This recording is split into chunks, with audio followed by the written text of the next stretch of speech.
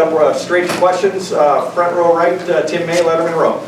Ryan, is this what you had in mind? Is this what you envisioned about this offense the last couple of weeks of hitting on almost every cylinder, at least in the first half?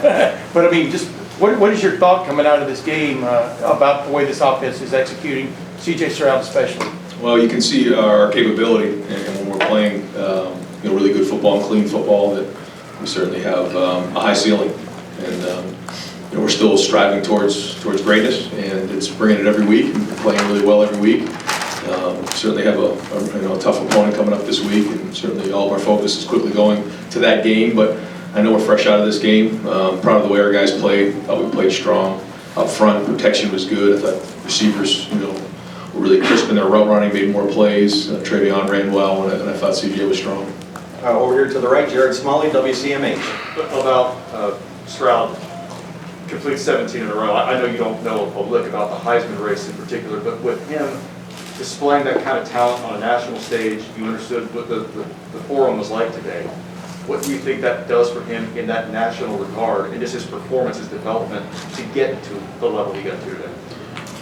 Yeah, I mean, I think his preparation has allowed him the opportunity to be in these situations, but I think when you're looking at the way he's playing, not that this really matters to our team or not, but when you only play really one half of football and you throw for 6 touchdowns, I just think that matters when you're looking at statistics, and the level of play that he's playing at right now is very high.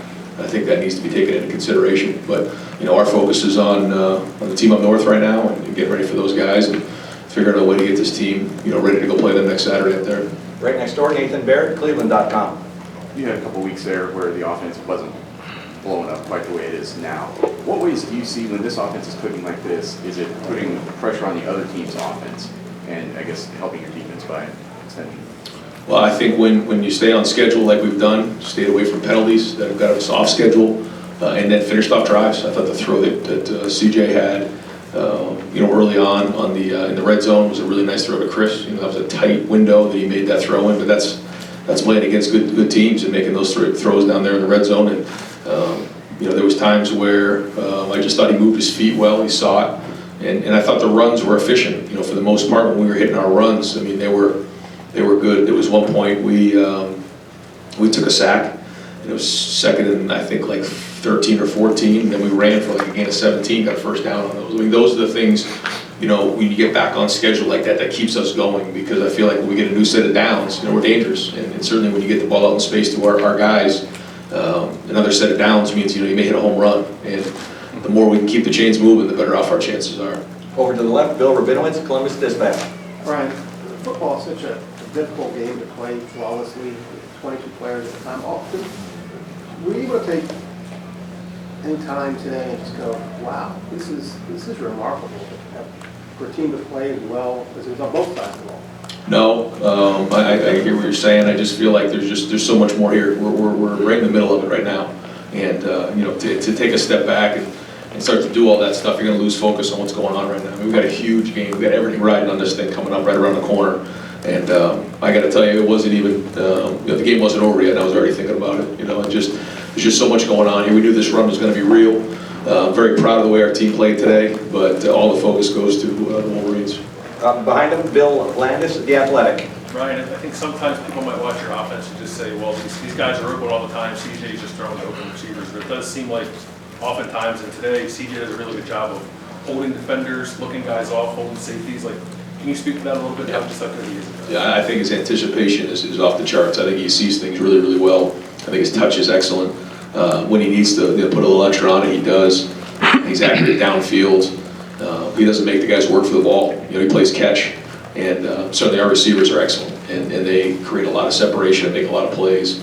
But CJ's special too. Front row left, Dan Hope, Levin Warriors. Yeah, Ryan, with CJ, first few games he's battling a shoulder injury. There's fans questioning whether he should even be the starting quarterback. Now people are talking about him as a Heisman frontrunner. What do you think are the things that CJ's done to just grow so much in 1 year?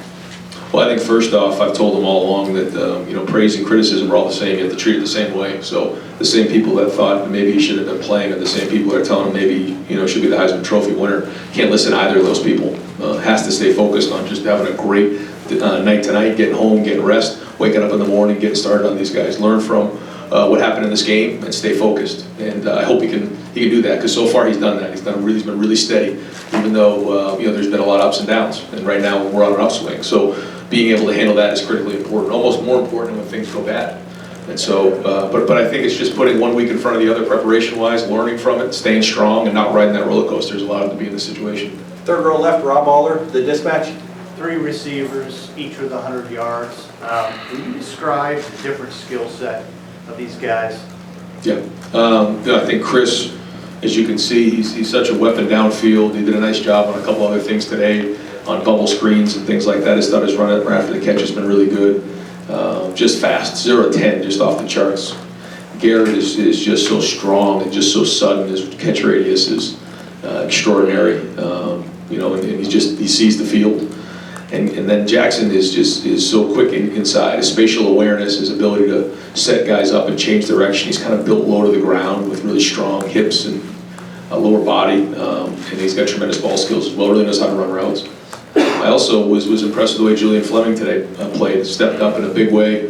I thought that he came down and blocked the guy, and then he came down and we ran the pop pass right behind him. And that was great to see him start to be a contributor here to this offense, because he's been in and out of injuries, and so he's a guy that also is a strong guy, big strides, can go up and play the ball up high. So like you said, different skill sets there.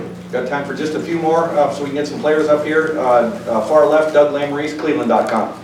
Ryan, you said you started thinking about the Michigan game even while this game was going on. To play a top 10 team this week, and now you have your rivalry game coming up, a team you didn't get to play last year. Yep. What's that transition like? What's this 2-week period like for what you guys have to be focused on? Well, we at the bye week, we talked about a 6-week season.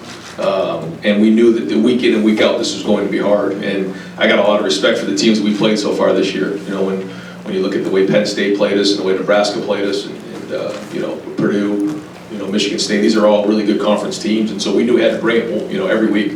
And when you look at college football this year, certainly we understood it even more. There was evidence. And now here's another one right here. Obviously everything gets ramped up this week because of what it is and what's on the line all the time, but even more this year. Certainly the opportunity to go to Indy and everything's on the line. So we knew it was going to be like this. You have to bring it every week, and it's the battle of the fittest. I mean, you got to be strong. You got to bring it every week, and you can't ride the roller coaster. Third row left, Lori Schmidt, Columbus Dispatch. Coach, you had said last week that the offense had to carry you in that win. Can you discuss today how the defense responded and just how you contained Kenneth Walker? Yeah, I thought the D-line, I thought the guys up front with the linebackers, you got to look at the film. It looked like Tommy was really all over the place today. I think they took it as a challenge to stop the run. We're going to have another challenge coming up this week, but certainly had a lot of respect for Walker coming into the game and wanted to do a good job stopping the run and make a play, really one-dimensional, and I thought we did that. Front row middle, Clay Hall, WSYX. After a game like this, you'll hear fans say, oh, I wish we could bottle this effort or save a touchdown. How similar do you think next week's challenge is to what you put on the field today? We've watched them a little bit here and there, but you can't get too far ahead of yourself in the season, because if you start doing that, you're going to lose the game at hand. So I've watched them a little bit. They're a very, very good team, and watch them just when you're getting ready to play your game at night. Maybe they have a noon game, and so I got to watch the film to get an idea. But I know that they're very strong. They have some really good players on defense, really good players on offense, and they're playing at a high level. So I don't know to answer that question what the comparison is, but certainly when you play in the rivalry game, all the records go out the window anyhow. So you got to play really well, and now we're on the road, so a lot going into this week. And final question for Coach Day over here to the right, Austin Ward, Letterman Row. Ryan, it looked like Denzel Burke may have been able to come back in if you needed him. I don't know, that was just a sense. I'm sure you didn't expect you to have the opportunity to manage reps in that second half, but just the advantage of that, if anybody keeps close going into what's next. Yeah, full disclosure, at one point, we wanted to get guys some rest in the second half. We just thought it was the right thing to do. We're up 7 touchdowns and felt like it was smart to do going into next week. We wanted to keep playing. The guys wanted to keep playing. I had to talk some guys, off the ledge a little bit because they were upset about not getting back in the game. But it was the right thing to do, and if it was even a thought at all, then we took them out of the game. Ryan, is the Mecca a long-term absence? It's not long-term, no. Great, thank you, Coach. Thank you. All right, we're gonna bring in senior defensive lineman Tyreek Smith and Haskell Garrett.